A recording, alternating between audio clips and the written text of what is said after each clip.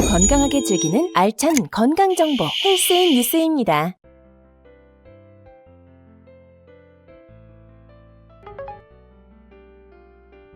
불면증이란 무엇인가요?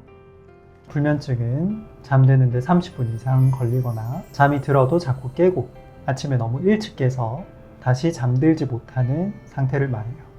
이런 불면증은 크게 두 가지로 나눌 수 있어요. 첫 번째는 1차성 불면증인데 이건 특별한 건강 문제나 외부 요인 없이 그냥 생기는 불면증이에요. 두 번째는 2차성 불면증이고요. 이건 다른 건강 문제, 예를 들어서 우울증이나 불안증, 각종 통증 혹은 외부 약물 요인, 카페인, 알코올 등 때문에 생기는 불면증을 말해요. 얼마 전에 한의원에 오신 40대 환자분의 이야기를 해볼게요. 이분은 몇 달 전부터 매일 밤 잠들기 어려워서 1시간 이상 뒤척이다가 겨우 잠들곤 했어요. 그런데 잠이 들어도 새벽 2, 3시쯤에 이유 없이 깨서 다시 잠들기가 힘들었죠. 그래서 아침에 일어나도 피로가 풀리지 않은 채로 하루를 시작하게 됐고요. 이렇게 잠을 못 자니까 일상생활에 큰 영향을 받았어요. 피곤하고 머리도 맑지 않아서 일에 집중하기도 어렵고 짜증도 나고 스트레스도 많이 받게 됐죠. 게다가 수면 부족으로 체력도 떨어지고 사람들과 관계에서 예민해지는 모습을 보였어요. 처음엔 이런 증상이 금방 나아질 거라 생각했는데 몇 달이나 계속되니까 불안감과 우울감까지 겹쳐서 더 힘들어졌어요. 이렇듯이 불면증은 그냥 잠을 못 자는 걸 넘어서 장기적으로 신체적, 정신적 건강에 심각한 영향을 줄 수 있는 질환이에요. 그래서 불면증이 있다면 적절한 치료와 생활습관 개선이 필요할 수가 있어요. 불면증은 왜 생기는 건가요? 불면증은 여러 가지 이유로 생길 수가 있어요. 심리적인 이유, 신체적인 이유, 생활습관, 환경적인 요인, 기저질환 등이 그 원인이죠. 첫 번째로 심리적인 원인인데요. 스트레스, 불안, 긴장, 우울, 트라우마 등이 있어요. 직장이나 공부, 가족 문제 등 일상에서 받는 스트레스는 이 불면증의 가장 흔한 원인 중 하나예요. 불안하거나 우울한 감정이 계속되면 마음이 편하지 않아 잠들기 어려울 수 있고요. 또 충격적인 사건이나 경험으로 인한 트라우마도 불면증을 일으킬 수 있어요. 두 번째는 안 좋은 생활 습관이에요. 특히 불규칙한 수면 패턴, 커피나 술, 낮잠 등이 영향을 줘요. 잠자는 시간이 일정하지 않거나 늦게까지 스마트폰이나 TV를 보는 습관은 수면의 리듬을 깨뜨릴 수가 있어요. 커피나 차, 에너지 드링크 같은 카페인 음료나 알코올은 수면의 질을 떨어뜨리고 불면증을 유발할 수 있죠. 또 낮에 너무 오래 자면 밤에 잠들기 어려울 수 있고요. 세 번째는 신체적인 원인으로 호르몬 변화나 만성 통증 등이 있어요. 월경, 임신, 폐경 등으로 인한 호르몬 변화는 여성들에게 불면증을 유발할 수 있어요. 관절염, 두통, 허리 통증 같은 만성 통증은 잠을 방해하고요. 수면 무호흡증은 호흡 곤란으로 자주 깨게 되니까 수면의 질이 떨어지고 불면증을 일으킬 수 있어요. 네 번째는 환경적인 원인인데 수면 환경과 시차 등이 있어요. 너무 밝거나 시끄러운 환경, 불편한 침대나 베개는 수면을 방해할 수 있죠. 여행이나 교대 근무로 인한 시차 문제도 수면 패턴을 깨뜨릴 수 있고요. 다섯 번째로 기저질환이 수면을 방해할 수 있어요. 천식, 신부전, 위식도 역류질환 같은 병들이 그렇죠. 또 항우울제나 혈압약, 천식 치료제 등 일부 약물이 부작용으로 불면증이 생길 수 있어요. 이렇게 불면증의 원인은 한 가지가 아니라 여러 가지가 복합적으로 작용하는 경우가 많아요. 그래서 원인을 정확하게 파악하는 게 불면증을 치료하고 관리하는 데 중요한 첫걸음이 돼요. 실제 임상에서도 불면증의 원인은 다양하고 사람마다 다르게 나타나요. 50대 직장인 한 분의 사례를 볼게요. 이분은 몇 달 전부터 불면증에 시달리기 시작했어요.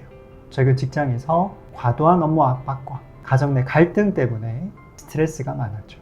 그래서 밤에 잠자리에 누우면 온갖 생각이 머릿속을 떠나지 않아 잠들기가 어려웠어요. 게다가 자기 전에 스마트폰으로 뉴스를 확인하는 습관이 있어서 뇌가 과도하게 활성화되었죠. 이런 여러 요인이 복합적으로 작용해 불면증이 발생한 거예요. 이분은 잠에 대한 불안감 때문에 매일 밤 잠들기 전부터 긴장을 했고 이로 인해 수면의 질이 더욱 낮아졌어요. 결국 불면증은 스트레스, 불안, 생활 습관 등 여러 요인이 결합되어 나타날 수 있어요. 이렇게 심리적인 요소와 환경적인 요인이 주요 원인으로 작용해 불면증이 유발하게 되는 거죠. 불면증에 도움되는 생활 습관은 어떤 게 있습니까? 이것만 지키면 10년 내 불면증이 사라진다. 이런 건 없어요. 하지만 치료와 함께 도움이 되는 생활 습관은 분명히 있어요. 불면증에 도움이 되는 생활 습관에 대해 한번 알아볼게요. 첫 번째로 규칙적인 수면 패턴을 유지하는 게 중요해요. 매일 같은 시간에 잠자리에 들고 같은 시간에 일어나는 습관을 들이면 몸이 자연스럽게 수면 리듬을 형성하게 돼요. 둘째, 잠자기 전에는 스마트폰이나 컴퓨터 같은 전자기기 사용을 줄이는 게 좋아요. 전자기기에서 나오는 블루라이트가 뇌를 자극해서 잠들기 어렵게 만들거든요. 그래서 잠들기 최소 1시간 전에는 이런 기기들을 멀리하는 게 도움이 돼요. 셋째, 카페인과 알코올 섭취를 조절해야 해요. 특히 오후 늦게나 저녁에 카페인이 들어간 음료를 마시면 교감신경이 흥분해서 수면에 방해가 될 수 있어요.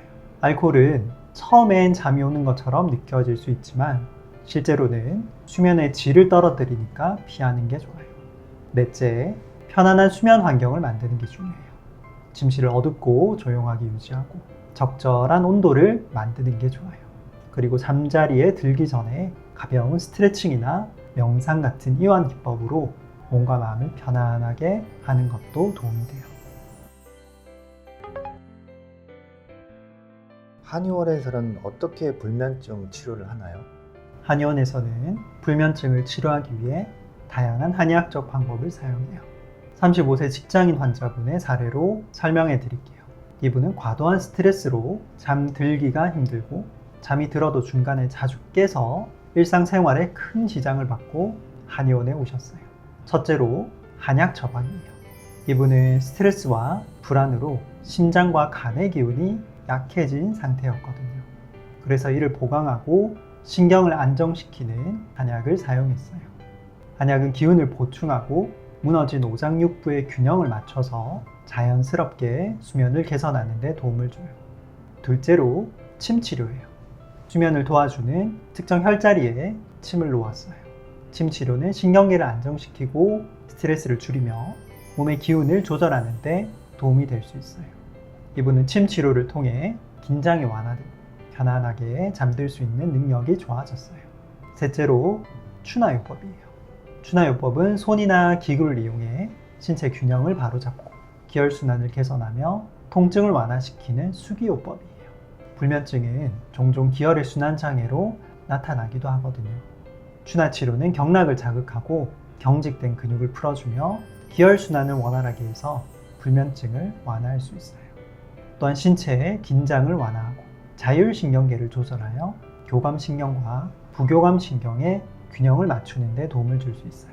이는 스트레스나 불안으로 인한 불면증에 효과적일 수 있죠. 넷째로 생활습관 개선이에요. 수면 위생과 관련된 생활습관을 개선하도록 권장했어요. 예를 들어 잠자기 전에는 카페인과 자극적인 음식을 피하고 규칙적인 수면 패턴을 유지하도록 조언했어요. 또한 스트레스를 줄이기 위한 명상이나 깊은 호흡 운동을 추천했어요. 이렇게 한의원에서는 불면증 치료를 위해 한약, 침치료, 추나요법, 그리고 생활습관 개선을 통해 종합적으로 접근해요.